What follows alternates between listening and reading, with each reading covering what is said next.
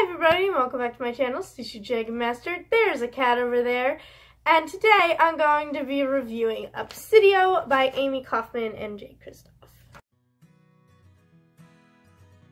So, I have recently finished this book, and also just to address the fact, yes, I am wearing a sweater in the middle of April because it is cold.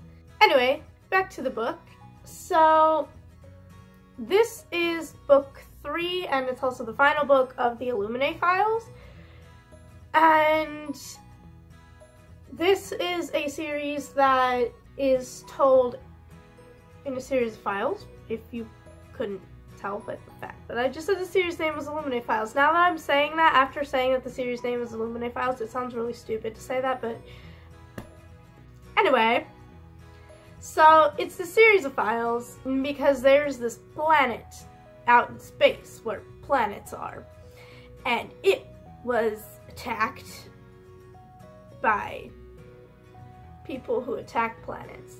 This is a really terrible explanation, and the cat is giving himself a bath right now. Anyway, I feel like anybody watching this video who has never heard of this series before is going to be like, what the heck is this crazy thing this crazy girl is reading? But just bear with me. But each book we are introduced to 2 new characters. So the first book we have, what's her name? We have Katie and Ezra, and then book 2 we have Hannah and Nick, and here we have Asha and Reese. So overall, before I get into spoilers on this book, I'm just assuming that if you're at least watching this review, you've read some of the books. Maybe. Maybe not. Maybe you're just looking to get spoiled for the whole series, which is fine, because that sounds like something I would do if I didn't feel like reading something, but like wanted to know what happened. So if you're here for that, then that's okay too. But anyway, overall, this really was a fun series. I really did like the format, and it was really fast and really cool and stuff. And yeah, we're gonna move on to my next point for my spoiler-free thoughts. So if I were to recommend this book to somebody, I would probably most likely recommend it to somebody who is looking to get into sci-fi but isn't sure where to start. I think this series is a great place to start for getting into sci-fi, and while I'm still not entirely into sci-fi, I do know what type of sci-fi I do enjoy now. So, I gave this a 3 out of 5. I gave book 1 a 5 out of 5, and I gave book 2 a 4 out of 5, so if you see where this is going, I just kind of thought this was okay. And now we're gonna get into some spoiler stuff, so if you have not read this book yet, now's the time to leave, unless you are here for that reason that I mentioned earlier, that you actually just don't feel like reading the book, but you want to know what happens, because I'm sure I'll be there at some point in my life. Actually, I probably have been there before.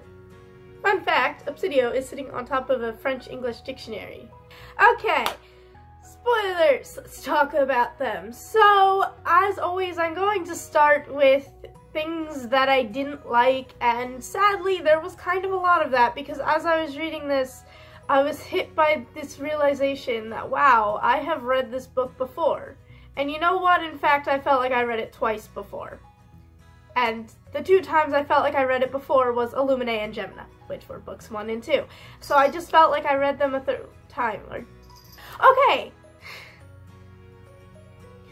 So, before we get into, like, why I felt like I read this book several times before, well, not several, twice, but obviously I didn't hate it that much if I didn't care that I read it 3 times, but whatever. We're gonna actually review things normally. I don't know why I have so much energy just all of a sudden. Okay. So I did have one minor issue with the format, and there's just this one page where, how do I explain this? I know I can talk about spoilers, but I just don't know how to explain this page. So, it was like when they're being shot at and they're shooting at people and like, that stuff. and like there's like the words showing in like where the shooting is at. I didn't know like what was point A, what was point B, and I didn't know what order to read the sentences in, and that was a little frustrating, but I wasn't that bothered by it, which is why I'm calling it a minor issue, because like I got over it and really quickly. But so that was the thing. Anyway, to the part where I was talking about it, I felt it was a little repetitive, was the fact that it seems to be following this formula. Now, there's nothing necessarily wrong with this formula. I just felt like it was done the exact same way each book, and I just was not a fan of how it was. So basically how I'm going to describe what I felt this was that there's a girl and a boy, and the girl is mad at the boy, but then they develop feelings for each other, and then when that happens, like, there's danger and someone almost dies, but then they don't. So I just felt like I was reading that story over and over and over again. And by the time I got to Obsidio, like, the main characters of Obsidio, I just really didn't care about them. Because honestly, they were barely there, and I don't feel like they had any personality. I didn't write that in my notes at all, but like, it's coming to me. It's all coming back to me. I just really felt like they were just kind of like, oh, we need to make new characters. Here, these people go. And, well, there's not necessarily anything wrong with that. If it's a background character, they weren't supposed to be background characters, but I just didn't feel like they, like, if you took them out of this book and we just had the characters from Illumine and Gemina, I don't think it would have really changed much. And I just knew that everything was gonna come out okay, no one was gonna die. Like, when it was the whole point where, like, what am I saying? The part where, like, they think Ezra and Nick are dead. I knew that they weren't dead, and I knew it was because of the parachute. I don't know how the parachute works, because they were in outer space, but I knew it had to do with the parachute. Like, although what I'm honestly picturing is, like, they jumped out, but, like, they were wearing, like, spacesuits or something, and, like, it just opens the parachute, but, like, they're just floating. Just, like, not going downward, but just, like, floating. And then somehow they just made it, I almost said to Earth, but they weren't going to Earth. They were going to land that has gravity and stuff. Oh, and another thing I want to point out is that thing that they kept calling the mutiny, where the guy, like, killed the captain, and I don't know why I made this motion. Anyway, I really felt like, because once I hit that point, I'm like, oh, okay, things are happening. I didn't see that coming, and like 2 pages later, it's like, oh, by the way, it's done. Like, we fixed it. Everything's cool. And then I was like, oh, okay. Now what? Because it was done in that way, I feel like they just wanted to add more drama, maybe? I don't know. I just didn't see any greater purpose for that part, like, because it was just like, danger, but danger is gone now. So that was a really terrible way of explaining it, but I don't know how to explain why I didn't like it. I just was like, oh, okay. And then another thing, this isn't necessarily like a negative thing, but it's just something I started wondering, and that was how a goldfish survived in a bowl in space. Because, like, goldfish, just like, if I were to go buy a goldfish right now and then put it in a fish bowl, it would probably die in about a week.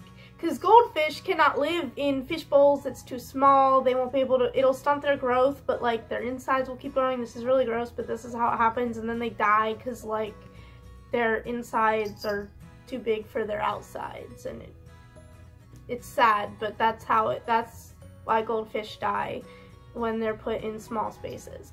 So This goldfish has been alive for a long time in just a bowl, and it's in space. I don't know how this is, how is this goldfish, I just don't get it. Like, this goldfish is somehow surviving the goldfish. I just don't understand. Oh, my voice there. But I mean, ultimately, I'm glad that the goldfish didn't die, because he deserves to not die. Oh, and one thing I really want to know about also is, you know, in the back, like the last page is like the drawing of everybody, and there's a cat. I don't know where the cat came from. I know where that cat came from, but like, where'd the other cat go? I want to know. And I think overall my favorite character is Ezra, just because I like his name. And I feel like it's a weird reason to pick someone as a favorite character, but like, I like the name Ezra.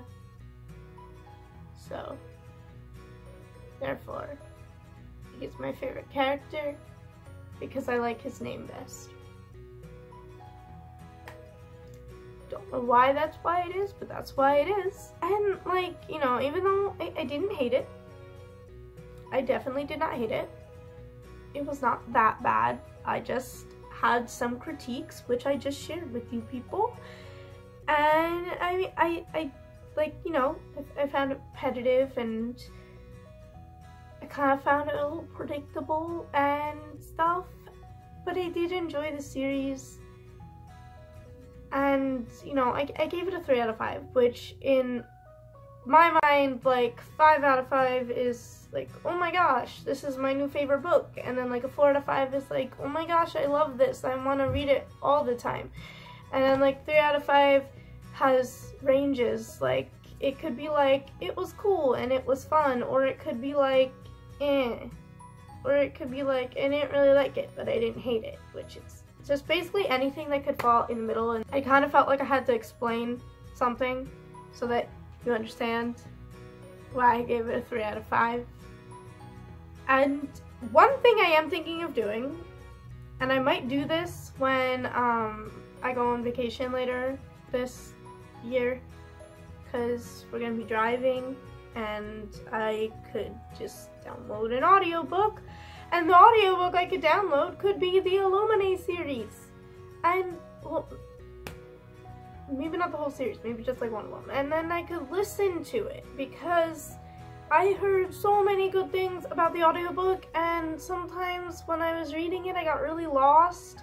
And I feel like had I been listening to it, from what I've heard about the audiobooks, I've just heard they're amazing, and they're just not typical audiobooks is basically my understanding. Like, it's not just the monotone lady. I don't know how else to explain it. Have you guys ever listened to an audiobook that was like, that you could describe as a monotone lady? Because I have. And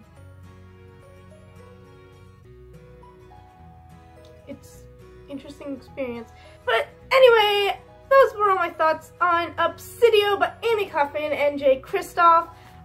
Thank you for watching. Comment down below and let me know what your thoughts were on Obsidio. I know a lot of people loved this book a lot more than I did. I wanted to love it as much as everyone else, but I didn't, because I'm my own person and I have my own opinions, and as much as I want to have the same opinion as everyone else so that I can be excited about things with other people, it sadly does not work that way.